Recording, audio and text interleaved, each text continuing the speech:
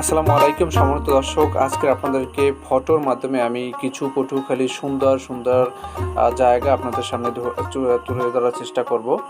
তো শুরু করা যাক। এটা ছিল পানির ট্যাঙ্কি মেডিকেল কলেজের সামনে থেকে। তারপর ছিল আসলে চিফ জুডিশিয়াল ম্যাজিস্ট্রেট আদালত পটুয়াখালী। তারপর ছিল আসলে মডেল মসজিদ পটুয়াখালী সদর। তারপর জেলা প্রশাসকের কার্যালয় পটুয়াখালী।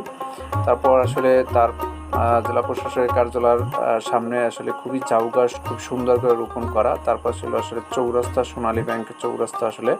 তারপর আমরা কিন্তু জাউতলা এসে গেছি। সন্ধ্যার সময় আসলে চিত্রটা দেখাই, শহীদ মিনার।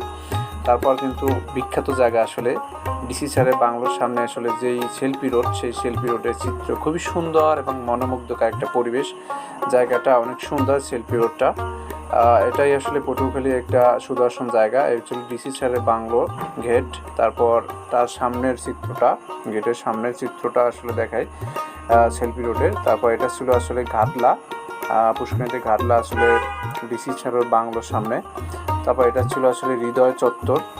হৃদয় চত্বরের পর ছিল আসলে পটুয়াখালী সার্কিট হাউস।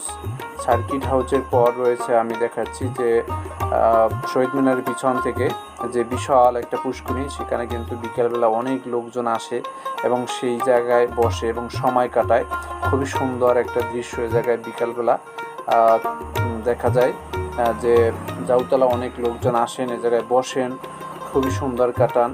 এবং আমার মনে হয় যে এটা খুবই সুন্দর একটা দৃশ্য। এবং পটুয়াখালী শহরটা একটা সুন্দর শহর, যেই দক্ষিণ অঞ্চলের ভিতরে আসলে খুবই সুন্দর একটা শহর, সাজানো গুছানো এবং সৌন্দর্যময় একটা শহর এই পটুয়াখালী শহরটা।